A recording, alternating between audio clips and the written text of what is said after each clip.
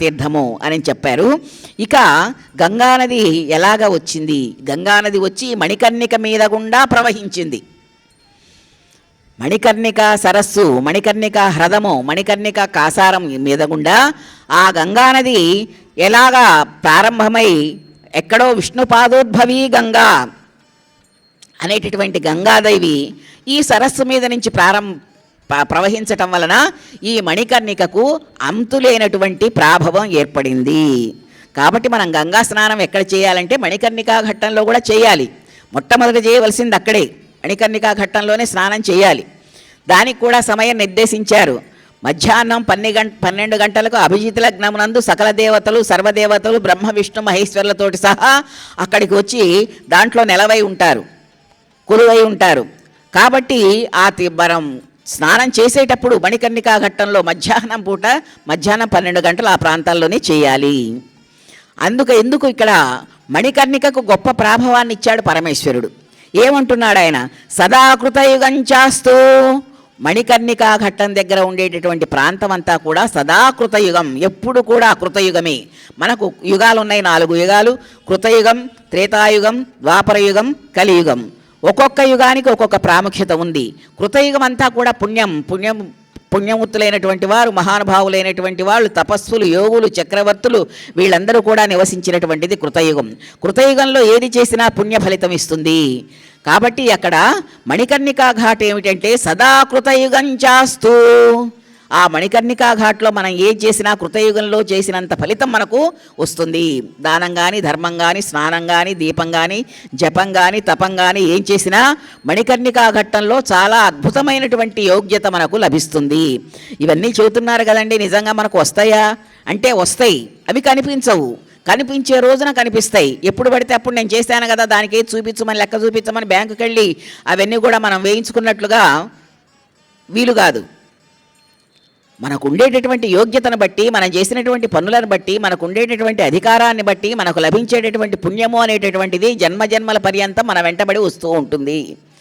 అలాగే పాతకాలు కూడా వస్తూ ఉంటాయి. ప్రారంధ కర్మలు మన వెంటనండి ఎక్కడికి పోయినా కానీ పోలీస్ వారెంట్ లాగా వెంబడబడి తీసుకొని వచ్చి కూర్చోబెడతాయి. కాబట్టి మనం చేసేటటువంటి దానికి భక్తి, విశ్వాసము 2 ఉండాలి. విశ్వాసం లేనటువంటి భక్తి అనర్థం. విశ్వాసం లేకుండా, నమ్మకం లేకుండా భక్తిగా ఉండి పూజలు చేసినా, పురస్కారాలు చేసినా, దాన ధర్మాలు చేసినా కానీ భక్తి అనేటటువంటిది లేకపోతే చేసేదంతా కూడా నిరుపయోగమే అవుతుంది.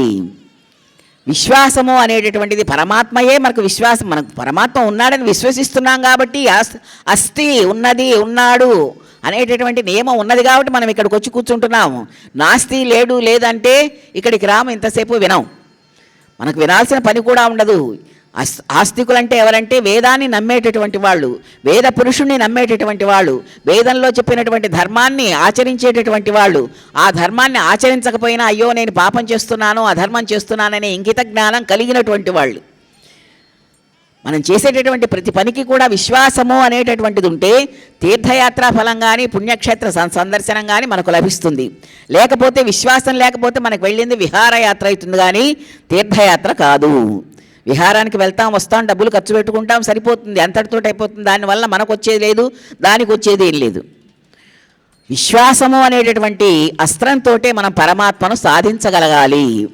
అందుకని సదాకృతయుగంచాస్తు. ఆ కాశీక్షేత్రంలో మణికర్ణికా తీరంలో సదా కృతయుగము, సదాచాస్తు ఉత్తరాయణం, సదా ఉత్తరాయణం చాస్తు. ఇప్పుడు కూడా ఉత్తరాయణం పుణ్యకాలం. ఉత్తరాయణ పుణ్యకాలం కోసం కూర్చొని ఉండి ఆయన పరమాత్మ దగ్గరికి వెళ్ళాడు భీష్మాచార్యుల వారు. ఉత్తరాయణ పుణ్యకాలం కోసం నిరీక్షించాడు ఆయన. ఎప్పుడైతే ఉత్తరాయణం వచ్చిందో అప్పుడే తన దేహాన్ని వదిలి పుణ్యలోకాలకు వెళ్ళిపోయినాడు.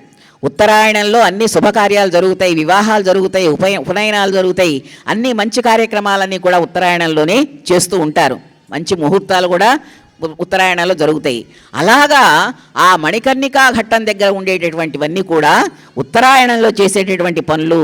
సదా మహోదయశ్చాస్తు కాశ్యాం నివసాం సతాం. ఈ విధంగా మణికర్ణిక యొక్క గొప్పతనాన్ని చెప్తూ ఉన్నారు. అంతేకాకుండా ఆ మణికర్ణికను గురించి స్తుతి చేశారు. యామవతీ వర చూడామణి మణికర్ణిక మణికర్ణిక హార కమల దీర్ఘ మణికర్ణిక మణికర్ణిక పాదోదక పంచనదాది మహాపావన తీర్థోత్తమ మణికర్ణిక.